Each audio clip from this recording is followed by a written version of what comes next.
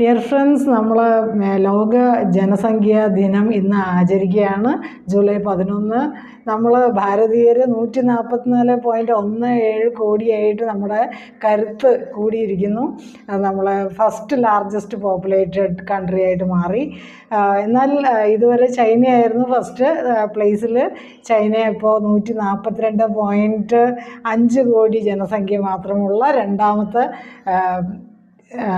Populated country ആയിട്ട് മാറിയിരിക്കുകയാണ്. അപ്പം നമുക്ക് നമ്മുടെ വിഭവം എന്ന് പറയുന്ന മനുഷ്യ വിഭവത്തെ നമ്മൾ ശരിക്കും ഉപയോഗപ്പെടുത്തുകയാണെങ്കിൽ നമ്മൾ എല്ലാ മേഖലകളിലും സാമ്പത്തികമായിട്ടും ഒക്കെ നമ്മൾ ഒന്നാം സ്ഥാനത്തേക്ക്